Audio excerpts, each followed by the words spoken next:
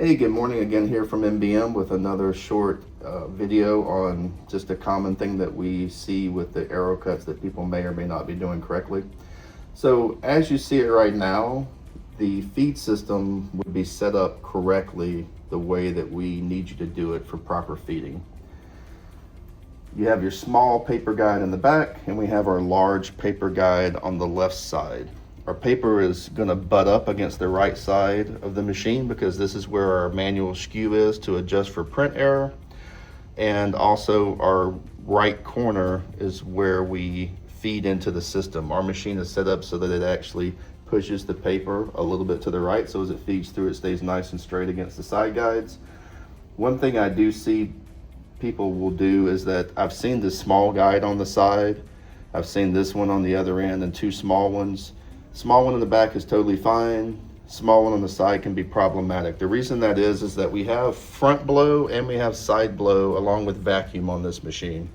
When you turn the machine on, you're going to see your paper start to come up and the air to start to separate, so we get good feeding.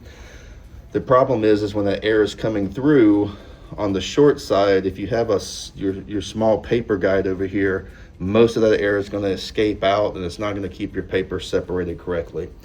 I've also seen, so here we see correctly that this paper guide is going all the way to the back, almost to the edge of the paper tray. We don't want to be all the way up against this back metal because there's screws back here we don't want to scrape, but we want to be almost to the end of the table, just to the edge of it, so that no air escapes and it stays inside. I have seen them way back here, and again, you're losing air up front where it's really important to get good separation, so that as you go through your separator, your papers don't double feed and you don't have issues. So make sure when you put that thing back in that we're back up front. And you also have to leave, if you notice here, there's just a hair of gap, maybe a 32nd or a 64 through here. And that's because when I slide my paper, the paper has to be able to move. If I have the side guide too tight, it's going to pinch. And when it tries to feed, there's going to be too much friction for our vacuum and our feed belts to overcome that friction. You're going to start to have you'll have dry feeds where it's not feeding at all.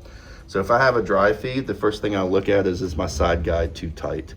And I check that. One other thing that you do see on here, this is our paper shutter. And this small shutter fits right on magnetically to our vacuum system. And what it does, it blocks about 60% of the vacuum. So if you're using small, like 8.5 by 11 paper, or you're using full-size paper, 11/17 or larger, but it's very lightweight text, sometimes the vacuum is too strong, and instead of coming and making a digital correction, you can just throw on your paper deflector here, the vacuum deflector, and that will allow you to be able to run that paper nice and smoothly and get good feeding without having to make a digital correction. So it's just a nice thing to have to go a little bit quicker. Again, if you have any questions, feel free to reach out to your dealer or reach out to MBM, and we'll be glad to help you.